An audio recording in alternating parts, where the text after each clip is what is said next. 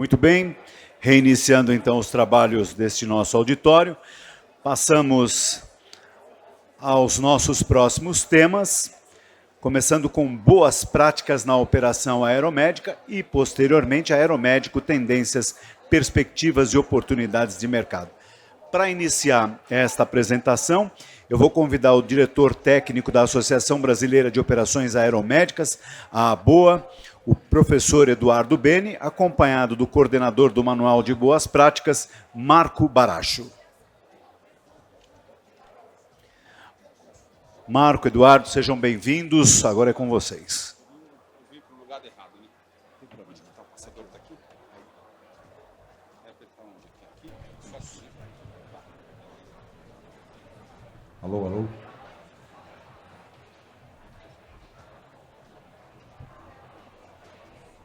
Tá no YouTube? Bom, pessoal, boa tarde. Para a gente é uma satisfação estar aqui na Labace mais uma vez.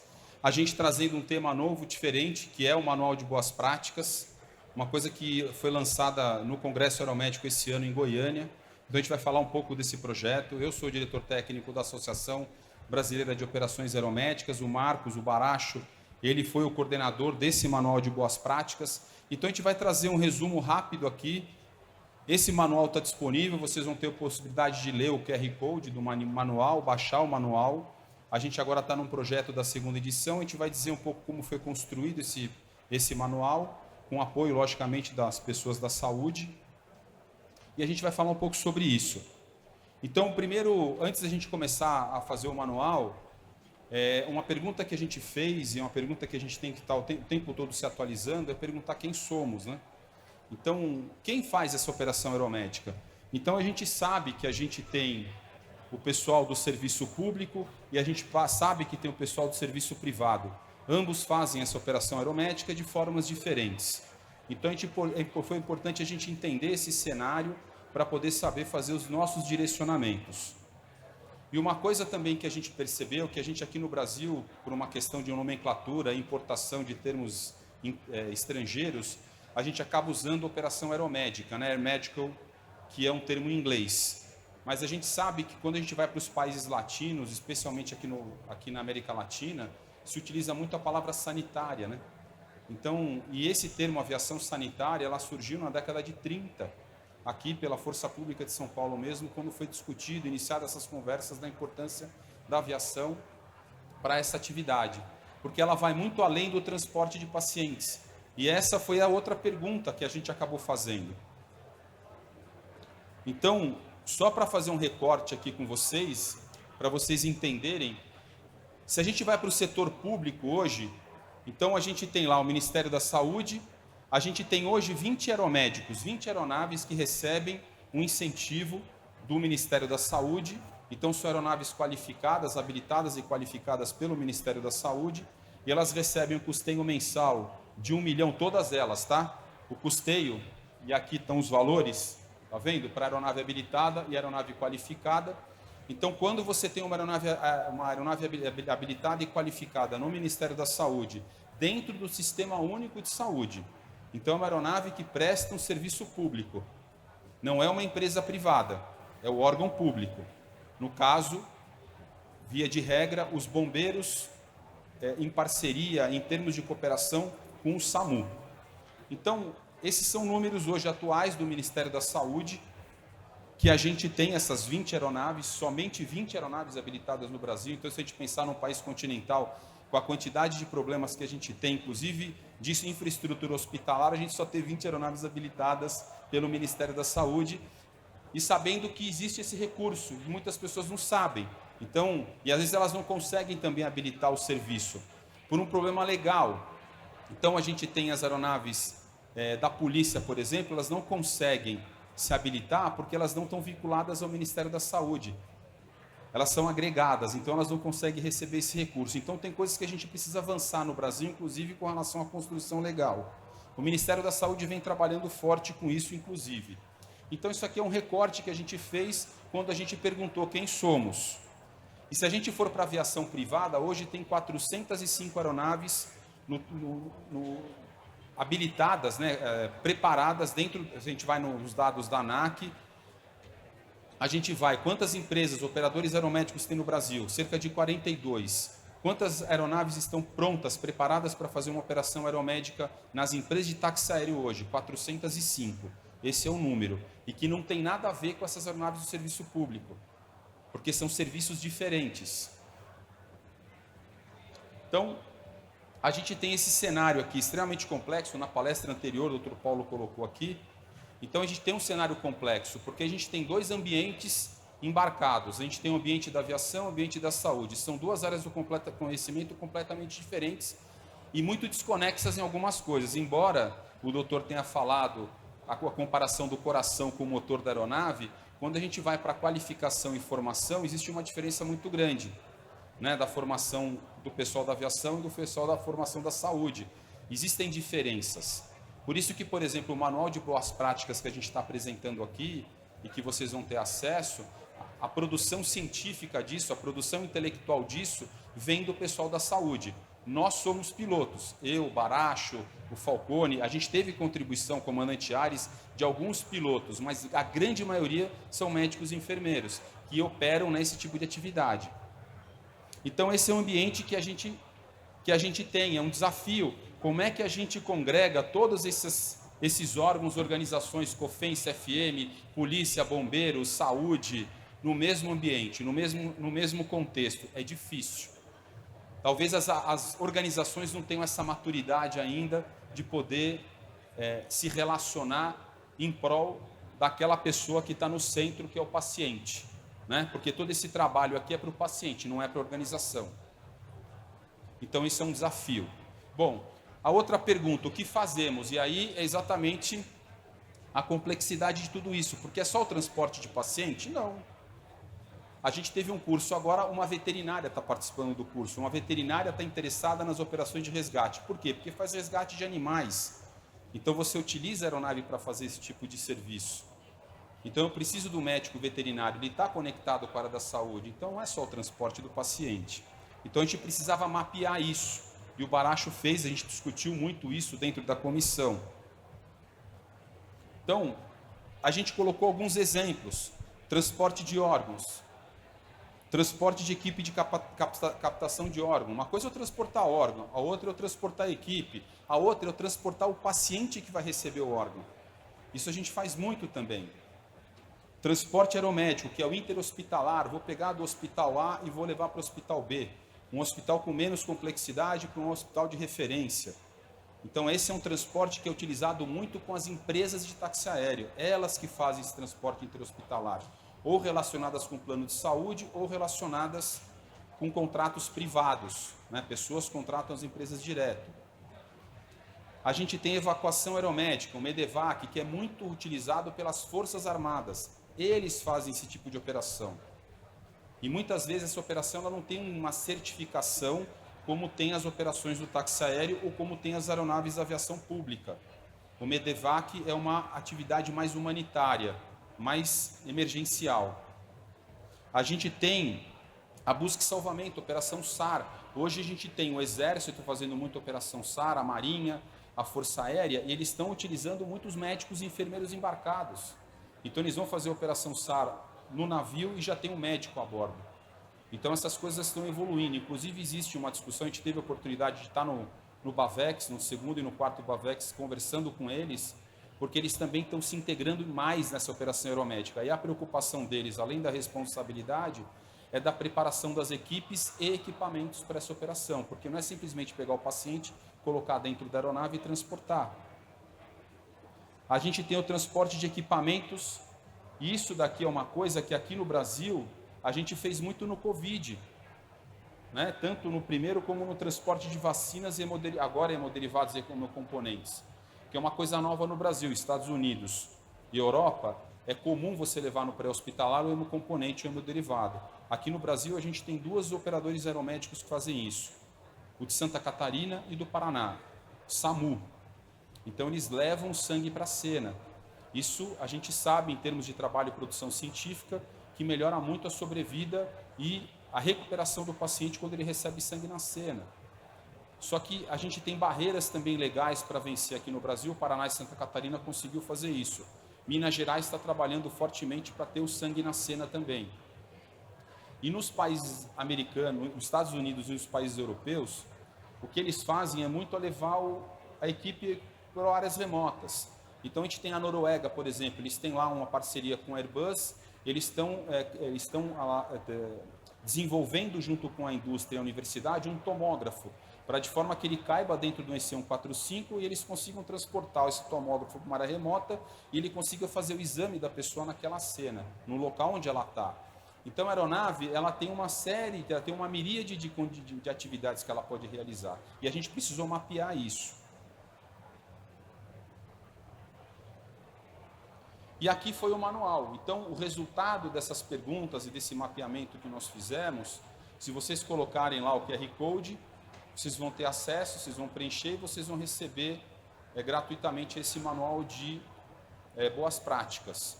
E agora eu queria passar para o Baracho, porque o Baracho vai dar essa visão da construção dos processos e procedimentos e como que foi construído de uma forma rápida também. E aí a gente fica aberto a perguntas para vocês. Está contigo, Baracho. Alô?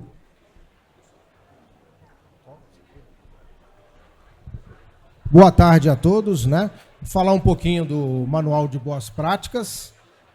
Foi um trabalho muito interessante. Por quê? Porque foi feito por voluntários. Ninguém ganhou nada com isso. Todos que participaram foram voluntários, dedicaram um tempo da vida, né? A gente sabe que o pessoal da saúde tem uma demanda forte, né? Porque trabalha em muitos lugares, né? São chamados em horários diferenciados. Então, nós tivemos a participação aí de médicos, enfermeiros, teve também uma fisioterapeuta. E o meu trabalho foi basicamente coordenar o conhecimento técnico. Uma coisa interessante também é que teve a participação de pessoas de vários lugares do Brasil.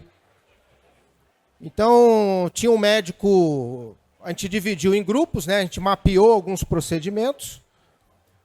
A gente dividiu em grupos, cada grupo tinha um médico, um enfermeiro, um médico, um fisioterapeuta, e era comum, né? Estava lá um médico do Ceará fazendo o trabalho junto com um enfermeiro do Rio Grande do Sul. Pessoas que trabalham em ambientes diferentes. Tinha médico do Pará, enfermeiro do Pará, do Mato Grosso. Então, pessoas que tinham uma vivência, uma experiência diferente no serviço aeromédico, se juntaram para construir cada procedimento. Tá? E de início aqui, para essa primeira fase, né, que a gente pretende ampliar esse trabalho, nós construímos aí 25, né, procedimentos. 25 procedimentos. Bom, o que é importante destacar, né? Esses procedimentos foram distribuídos por processos, né? Então nós temos aí, dando exemplo, né, segurança e gerenciamento de risco. Nós mapeamos o que nós queremos padronizar nesse momento sobre essa questão no aeromédico. Foram selecionados esses 4 temas aí. Para cada tema desse tinha um grupo de trabalho, tá? Só para vocês entenderem. O conteúdo do manual, né? Acho que eu estou na frente aqui, então deixa eu passar para cá. Conteúdo do manual, né? É um conteúdo atual, porque também não foi feito só da cabeça de cada participante, tá? Todos apresentaram também no padrão ABNT as referências, as liturgias bibliográficas. Aonde você buscou isso, né? Da onde você tirou isso? É claro que tem a experiência das pessoas ali, que é muito importante, mas também alinhada com o que nós temos de atual nesses assuntos, né?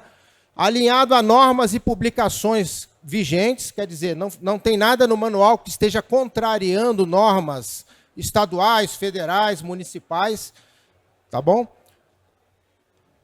Fizemos um conteúdo que ele é adaptável. Não importa se você é do setor público, do setor privado, não importa. Se você pode pegar o nosso manual aqui, e eu falo nosso porque é nosso, não é da boa, não. É de todo mundo aí. e aplicar na sua organização, na sua empresa, adaptar a realidade da sua empresa. Né? E até se precisar de ajuda para isso, a gente está à disposição. E é uma proposta para que você, como empresa, como organização, atinja níveis almejados de excelência, que busque excelência no seu trabalho.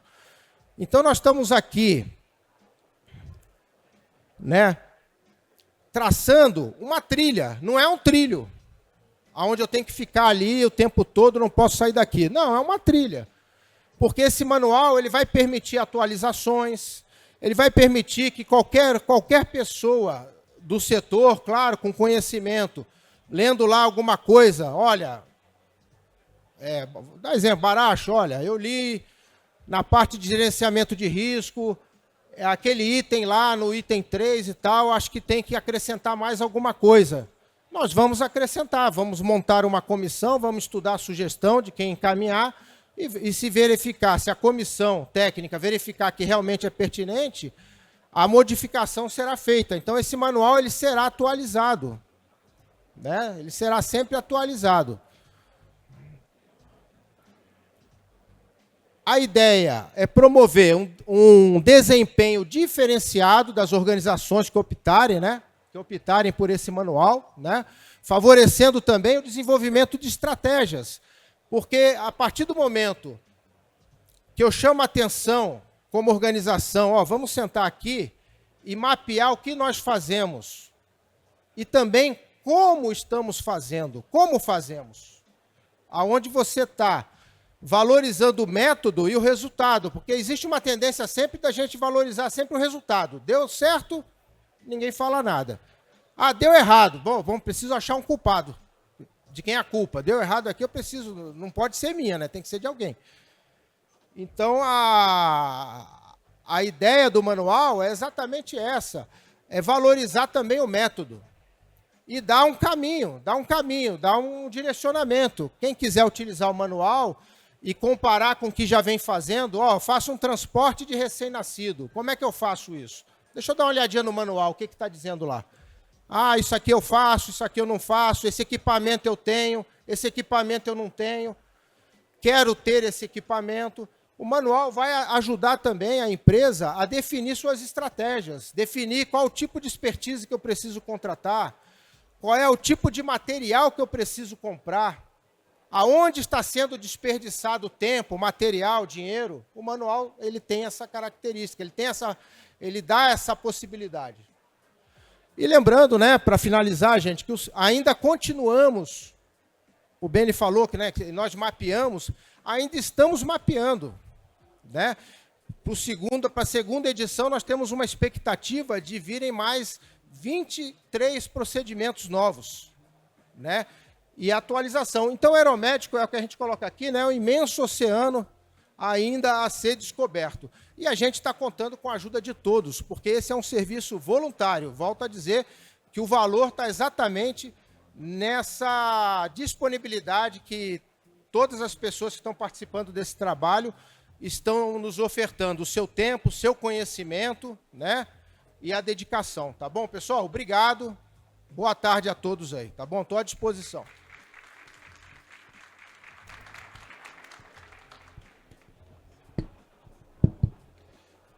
Alguém tem alguma pergunta? Alguém quer ter alguma curiosidade para entender como é que foi desenvolvido esse processo? Se vocês baixaram o Manual de Boas Práticas, vocês podem compartilhar.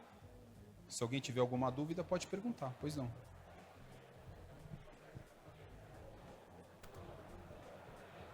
Boa tarde, meu nome é Mauro. Estou vendo que vocês fizeram uma varredura aí, uma filtragem de protocolos, de uma série de situações desconhecidas que passam a ser conhecida por vivência. Esse pessoal, antes do protocolo, o profissional embarcado, ele recebe um treinamento baseado em qual procedimento e quais protocolos. Até então, você está falando de vivência e eu estou falando do profissional que está embarcado, que vai socorrer, que vai levar a criança, a gestante e esse processo. E onde há esse treinamento? É um treinamento internacional que segue quesitos ou é simplesmente protocolos que alguém falou, olha, vamos fazer assim que dá certo? Ótima pergunta. Quando eu coloquei como desafio, é o seguinte, a gente tem 2 modelos. Um modelo que é adotado pela Agência Nacional de Aviação Civil em 2 regulamentos. Então, o RBAC 90, ele te traz toda uma regra de treinamento dos profissionais de saúde que estão embarcados. Então, ele chama no RBAC 90 de profissional de saúde embarcado ou operador de suporte médico. Quando é o treinamento de operador de suporte médico, que é a subparte ECO do RBAC 90, ele coloca lá todo o rol de treinamento de conteúdo, de conhecimento que ele tem que ter, tanto do ponto de vista teórico como prático. O profissional de saúde embarcado, ele tem uma quantidade menor de informação, porque ele vai realizar uma atividade eventual. Quando você vai para a IS 135005, que é um regulamento também da ANAC, que é uma instrução suplementar, que é um anexo, né? É um complemento do RBAC 135, que trata do táxi aéreo, ela não entra nos detalhes do que entra no RBAC 90. Então, ela não exige o mesmo treinamento que é exigido no 90. Qual é a diferença de um regulamento para o outro para a ANAC? Quando a gente está falando de 90, a gente está falando de aviação pública. SAMU, bombeiro, polícia. Então, esses médicos e enfermeiros que estão nessa atividade do pré-hospitalar e do interhospitalar, eles têm um treinamento exigido no regulamento. Tá? Operador de suporte médico. Quando você vai para as empresas de táxi aéreo, não tem essa exigência de treinamento. Então, mas também não faz de qualquer jeito. Então, aonde está o treinamento do pessoal que está no táxi aéreo? A gente participou de um comitê dentro da ANAC, mas por questões outras, a gente não conseguiu evoluir na exigência desse treinamento dentro da SIS.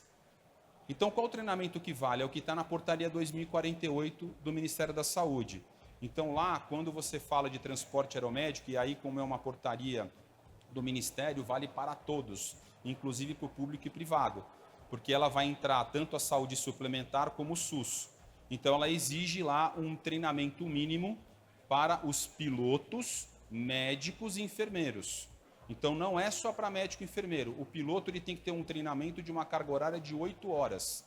Isso é o que está lá na 2048.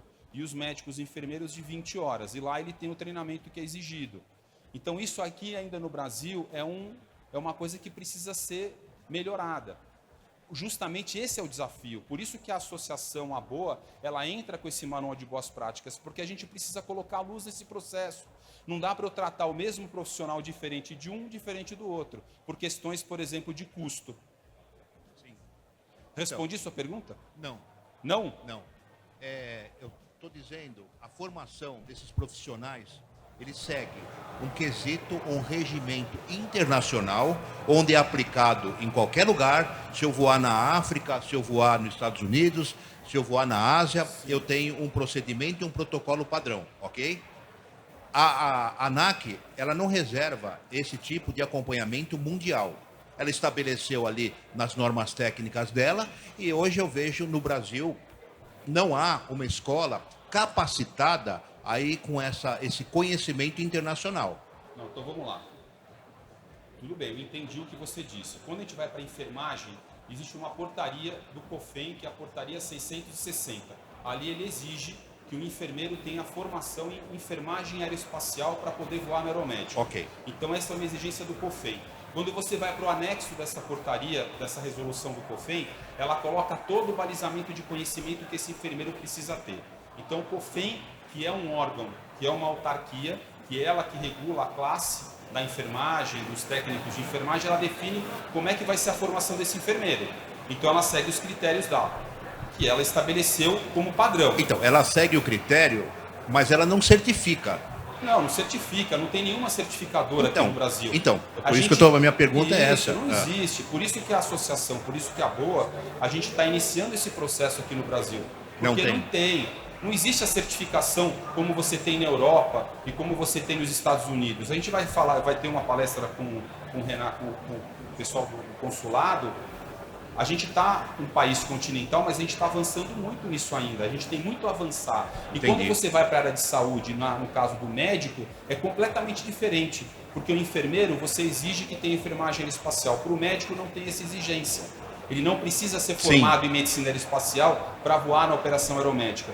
mas ele precisa de outros requisitos. E esses requisitos também não são estabelecidos pelo CFM, eles são estabelecidos pelo próprio mercado. Então ele vai ter que ter o PHTLS, o ATLS, ele vai ter que ter outros treinamentos no caso de urgência e emergência para poder voar na operação aeromédica. Se ele for no pré-hospitalar, ele vai ter, por exemplo, na parte técnica, o médico, por exemplo, ele vai ser um cirurgião. Então é comum a gente ver nessa atividade você ter cirurgiões, ou torácico, ou plástico, ou anestesista, intensivista, mas ele vai ter que ter outros treinamentos. Então o CFM também aqui no Brasil, não tem uma resolução do CFM estabelecendo isso aqui para o Brasil para os médicos. Entendi. Até porque é meio complexa essa discussão. A gente teve a participação lá na construção do regulamento da IS, do CFM e do COFEM. E digo para vocês que realmente é uma discussão complexa. Por isso que é um desafio. Entendi. Eu não sei se Não, agora não. Tá claro. Tá claro. E como ele falou, não existe isso no mundo. Não. Pois não, doutor. Alô, eu queria fazer um comentário. Primeiro, não é uma pergunta, é um comentário. Primeiro, de cumprimentar vocês pelo trabalho maravilhoso que é isso. Porque, para ter uma ideia, isso tem a ver também com essa discussão. Nesse momento, a ICAO, a OASI, está tendo esse mesmo tipo de discussão. Porque não há regulamentação internacional, não existe esse padrão. Existe, claro, a Eurame ali, algumas coisas dos Estados Unidos, e aqui agora, eu fico orgulhoso de ver o trabalho de vocês, a importância desse trabalho, e, digamos assim, a oportunidade, o momento perfeito. E na verdade, eu até não só olhei aqui, porque nós estamos com um grupo de trabalho na ICAO, exatamente revisando isso, enquanto estamos falando aqui. A turma está se reunindo, tem reunião na semana que vem, exatamente desse tema, para tentar uma padronização, ou pelo menos uma recomendação, como faz a ICAO, para harmonizar isso internacionalmente. Doutor, obrigado pela contribuição.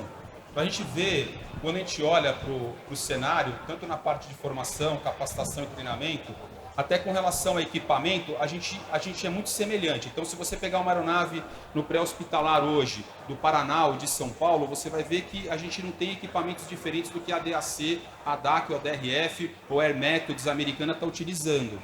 Só que quando você vai para questões culturais, você tem uma diferença grande. Então, lá ele tem o paramédico, a gente não tem paramédico aqui no Brasil. Não existe essa figura. Quando eu vou para parametrizar, então no Congresso Aeromédico a gente está com mais de 100 trabalhos publicados. Então quando você vai fazer uma pesquisa dos artigos científicos dos Estados Unidos e na Europa, eles falam muito do paramédico. A gente não tem essa referência aqui no Brasil porque é o enfermeiro e o médico. Então existe uma diferença. Outra coisa, lá o médico quando entra na aeronave, ele usa o NVG. A gente não usa NVG aqui. O médico e o enfermeiro, ele coloca o capacete de voo. Aqui, para você colocar o capacete de voo numa pessoa, ele vai chorar, vai espernear, vai rasgar a roupa, porque ele não quer usar capacete, não é isso? Então lá eles usam um macacão anti-chama. Aqui é difícil você colocar na cabeça que você precisa fazer um investimento como esse. O Paraná, todos os médicos e enfermeiros do Paraná utilizam macacão anti-chama. Aqui em São Paulo também. É todo lugar que você tem esse recurso investido? Não é. Então são coisas que realmente para você criar esse padrão é difícil. Por isso que o manual, quando o Baracho estava nessa coordenação, foi brilhante o que foi feito, é justamente porque a gente não criasse um trilho. O Baracho que fala muito isso, que fosse uma trilha, porque a gente tem diferença.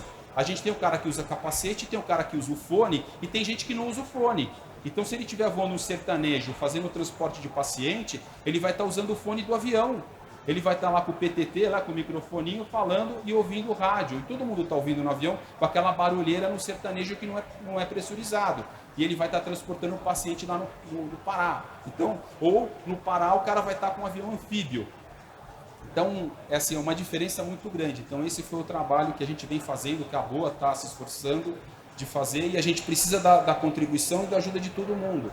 Porque ninguém é dono da razão aqui, da verdade. Não existe isso. A questão é justamente a gente poder dar um atendimento. A gente fez muito resgate, eu e o Baracho fomos pilotos do Águia mais de 20 anos, e a gente via a dificuldade, né, da infraestrutura, do médico, das condições do médico, do enfermeiro, e aí você fala, pô, isso aqui precisa melhorar, porque meu filho pode sofrer um acidente de moto e eu precisar desse atendimento, e aí quem vai me atender?